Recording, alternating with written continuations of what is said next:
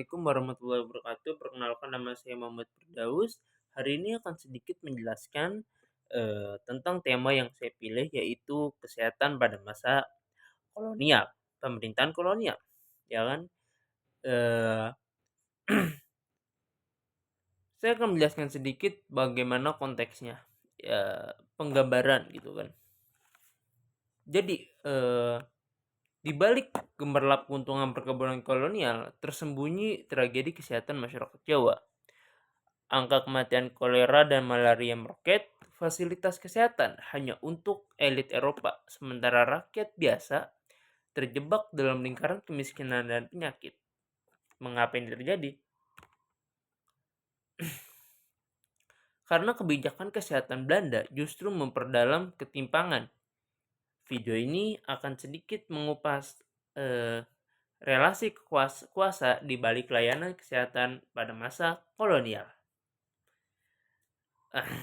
Itu mungkin untuk bagian buka. Lalu saya akan langsung lanjut ke bagian pertama, diskriminasi struktural. Ada beberapa fakta yang akan saya suguhkan di bagian ini. Yang pertama, 75% rumah sakit hanya melayani orang Eropa.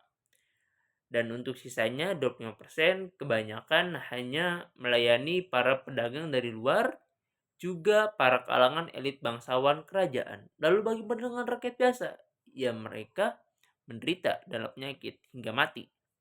Tapi apakah berarti kolonial tidak menyediakan solusi? Ya, mereka menjadikan solusi.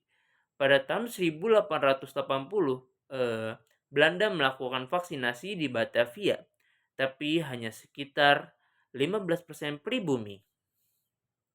Apakah ini kelalaian? Tidak. Ini kebijakan struktural atau kebijakan terstruktur dari kolonial. Menurut teori konflik sosial, Karl Marx membongkar bagaimana Belanda sengaja membiarkan kesehatan pribumi buruk demi 3 kepentingan. Pertama, mengamankan tenaga kerja murah perkebunan. Kedua, menghemat anggaran untuk infrastruktur. Ya, maksudnya kalau misalnya bangun infrastruktur buat rakyat pribumi buang duit gitu loh. Nah, yang ketiga, mempertahankan mitra superioritas rasial. Apa itu mitra superioritas rasial? Itu adalah kondisi di mana Belanda ingin menegaskan bahwa mereka derajatnya lebih tinggi dibanding masyarakat biasa. Lalu, bagian kedua, kontradiksi politik etis. Kenapa saya menuliskan bagian 2 itu kontradiksi politik etis? Karena walaupun politik etis terdengar bagus, tapi sebenarnya ada unsur-unsur penipuan di dalamnya. Jadi pada awal ya, Belanda berpikir untuk memanfaatkan pribumi dengan cara yang lebih humanis agar tidak mendapatkan kritikan, ya kan? Nah, salah satunya adalah pendirian Stovia. Stovia didirikan tahun 1902, tapi hanya sekitar 120 dokter Jawa terluluskan pada tahun 1920. Lalu, klinik pedesaan kebanyakan 80% kebanyakan klinik pedesaan diabaikan. 80% puskesmas hanya ada di kota. Namun, walaupun terdengar buruk, ironinya rencana Belanda malah gagal. Kenapa bisa gagal? Kebanyakan lulusan Stovia seperti Dr. Wahidin justru menjadi pionir pergerakan nasional Belanda. Awalnya mereka ingin menciptakan elit medis yang patuh, tetapi malah memicu kesadaran anti kolonial. Disinilah teori konflik terbukti. Upaya humanis Belanda gagal karena akar eksploitasi tak pernah berubah. Ya, sebutannya doang politik etis, tapi sebenarnya ya tetap pemanfaatan, tapi lebih humanis saja. Lalu bagian ketiga, dampak sistem eksploitasi.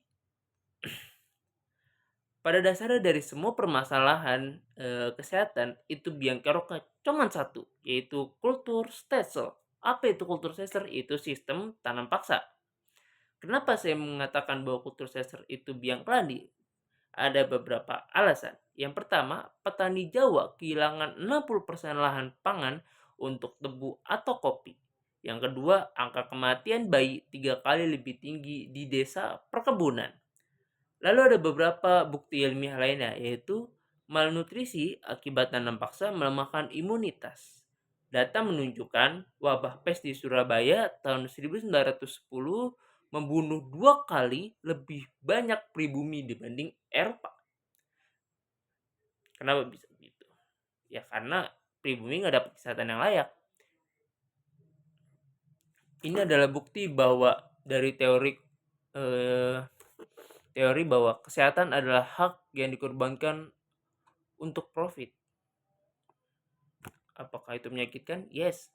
Apakah itu benar? Yes.